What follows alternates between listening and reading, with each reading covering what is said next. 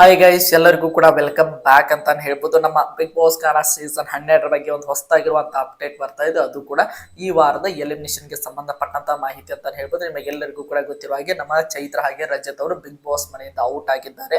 ಅದರಲ್ಲಿ ನಮ್ಮ ಚೈತ್ರ ಅವರಿಗೆ ನಮ್ಮ ಬಿಗ್ ಬಾಸ್ ಒಂದು ವಿಶೇಷವಾದ ಅಧಿಕಾರವನ್ನು ನೀಡೋದ್ರ ಮೂಲಕ ಯಾರನ್ನ ನೇರವಾಗಿ ನಾಮಿನೇಟ್ ಮಾಡಿದ್ದಾರೆ ಅಂದ್ರೆ ಡೈರೆಕ್ಟ್ ನಾಮಿನೇಟ್ ಮಾಡಿದ್ದಾರೆ ಅನ್ನುವಂಥ ವಿಚಾರವನ್ನ ಬೆಳಗಿನ ವಿಡಿಯೋದಲ್ಲಿ ನಿಮಗೆ ವಿಡಿಯೋ ಮಾಡಿ ಹಾಕಿದ್ದೇನೆ. ಅದನ್ನು ಕೂಡ ಹೋಗಿ ನೋಡಿ ಅಂತ ಕೇಳ್ಕೊತಾ, ಅದೇ ರೀತಿಯಾಗಿ ಇವತ್ತು ಕೂಡ ಮತ್ತೊಬ್ಬ ಸ್ಪರ್ಧಿ ಅಂದ್ರೆ ನಮ್ಮ ರಜತ್ ಕಿಶನ್ ಅವರು ಕೂಡ ಬಿಗ್ ಬಾಸ್ ಮನೆಯಿಂದ ಔಟ್ ಆಗಿದ್ದಾರೆ.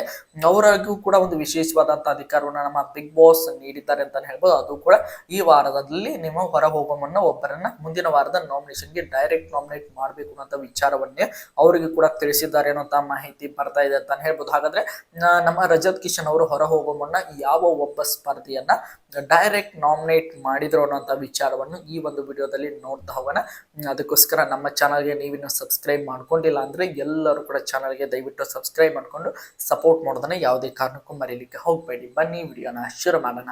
ನಿಮಗೆಲ್ಲರಿಗೂ ಕೂಡ ಗೊತ್ತಿರುವ ಹಾಗೆ ಈ ವಾರದಲ್ಲಿ 6 ಜನ ನಾಮಿನೇಟ್ ಆಗಿದ್ರು ಕೂಡ ಯಾವುದೇ ರೀತಿಯಾಗಿ ವೋಟಿಂಗ್ ಲೈನ್ಸ್ಗಳು ಆನ್ ಇರಲಿಲ್ಲ. ಅದು ನಮ್ಮ ಬಿಗ್ ಬಾಸ್ ಪ್ರೀ ಪ್ಲಾನ್ ಆಗಿ ಎಲ್ಲರೂ ಕೂಡ ಮಾಡ್ಕೊಂಡಿದ್ದಾರೆ. ಯಾಕೆಂದ್ರೆ ನಮ್ಮ ಎಲ್ಲರಿಗೂ ಕೂಡ ಗೊತ್ತಿರೋ ಹಾಗೆ ಚೈತ್ರ ಹಾಗೆ ನಮ್ಮ ರಜತ್ ಅವರು ಬಂದ ದಿನದಲ್ಲಿ ನಿಮಗೆಲ್ಲರಿಗೂ ಕೂಡ ಗೊತ್ತಿರೋ ಹಾಗೆ ಒಂದು ಗೆಸ್ಟ್ ಆಗಿ ಎಂಟ್ರಿ ಕೊಟ್ಟರು. ಅದಾದ ನಂತರ ಅವರು ವೈಲ್ಡ್ ಕಾರ್ಡ್ ಅಂತ ಹೇಳಿ ನಮ್ಮ ಕಿಚ್ಚ ಸುದೀಪ್ ಹಾಗೆ ಬಿಗ್ ಬಾಸ್ ತಿಳಿಸಿದ್ರು ಅಂತಾನೆ ಹೇಳ್ಬೋದು. ಈಗ ಯಾವುದೇ ರೀತಿಯಾಗಿ ವೋಟಿಂಗ್ ಲೈನ್ಸ್ ಆನ್ ಇಲ್ಲದ ಸಂದರ್ಭದಲ್ಲಿ ಅವರನ್ನು ಹೊರಗಡೆ ಕಳಿಸ್ತಾ ಇದ್ದಾರೆ. ಅಂದ್ರೆ ಅವರು ಕೇವಲ ಗೆಸ್ಟ್ ಆಗಿ ಬಿಗ್ ಬಾಸ್ ಮನೆಗಳಿಗೆ ಇಷ್ಟು ದಿನ ಇದ್ರು ಅಂತ ಈಗ ಅನ್ನಿಸ್ತಾ ಇದೆ.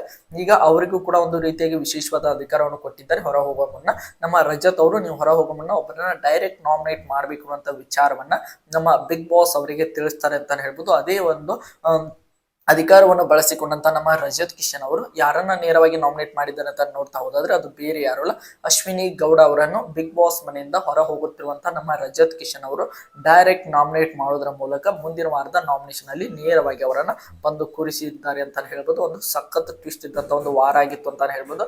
ನಿಮಗೆಲ್ಲರಿಗೂ ಕೂಡ ಗೊತ್ತಿರುವ ಹಾಗೆ ನಮ್ಮ ಚೈತ್ರ ಅವರು ಕೂಡ ಒಬ್ಬ ಸ್ಪರ್ಧೆಯನ್ನ ಡೈರೆಕ್ಟ್ ನಾಮಿನೇಟ್ ಮಾಡಿದ್ದಾರೆ. ಅದು ಯಾರನ್ನ ಮಾಡಿದ್ದಾರೆ ಅನ್ನುವಂಥ ವಿಚಾರವನ್ನು ಕೂಡ ಹಿಂದಿನ ವಿಡಿಯೋವನ್ನು ಹೋಗಿ ನೋಡಿ ಅಂತ ಕೇಳ್ಕೊತ, ಈಗ ನಮ್ಮ ರಜತ್ ಕಿಶನ್ ಅವರು ನಮ್ಮ ಅಶ್ವಿನಿ ಗೌಡ ಅವರನ್ನು ಡೈರೆಕ್ಟ್ ನಾಮಿನೇಟ್ ಮಾಡಿದ್ದಾರೆ ಅಂತ ಹೇಳ್ಬೋದು. ಒಂದು ಸಖತ್ ಟ್ವಿಸ್ಟ್ ಇದೆ ಅಂತ ಹೇಳ್ಬೋದು. ಅದರ ಜೊತೆಗೆ ನಾಮಿನೇಷನ್ ಪ್ರಕ್ರಿಯೆ ಕೂಡ ಈಗ ಬಿಗ್ ಬಾಸ್ ಮನೆಯಲ್ಲಿ ಶುರುವಾಗಿದೆ. ಅದರ ಬಗ್ಗೆ ಕೂಡ ಮುಂದಿನ ವಿಡಿಯೋದಲ್ಲಿ ನಿಮಗೆ ವಿಡಿಯೋ ಮಾಡಿ ಹಾಕ್ತೇನೆ ಅಂತ ಹೇಳ್ತಾ ಎಲ್ಲರಿಗೂ ಕೂಡ ಧನ್ಯವಾದಗಳು. ಹೀಗೆ ಸಪೋರ್ಟ್ ಮಾಡ್ತಾ ಇರಿ, ಲೈಕ್ ಮಾಡಿ, ಶೇರ್ ಮಾಡಿ, ಹಾಗೆ ಸಬ್ಸ್ಕ್ರೈಬ್ ಮಾಡ್ಕೊಳ್ಳಿ. ಮತ್ತೆ ಮುಂದಿನ ವಿಡಿಯೋದೊಂದಿಗೆ ನಿಮ್ಮ ಜೊತೆಗೆ ಸಿಗ್ತೀನಿ ಅಂತ ಹೇಳ್ತಾ ಎಲ್ಲರಿಗೂ ಕೂಡ ಧನ್ಯವಾದಗಳು. ಹೀಗೆ ಸಪೋರ್ಟ್ ಮಾಡ್ತಾ ಇರಿ, ಲೈಕ್ ಮಾಡಿ, ಶೇರ್ ಮಾಡಿ, ಹಾಗೆ ಸಬ್ಸ್ಕ್ರೈಬ್ ಮಾಡ್ಕೊಳ್ಳಿ. ಮತ್ತೆ ಮುಂದಿನ ವಿಡಿಯೋದಲ್ಲಿ ಸಿಗೋಣ. ಎಲ್ಲರಿಗೂ ಕೂಡ ಧನ್ಯವಾದಗಳು.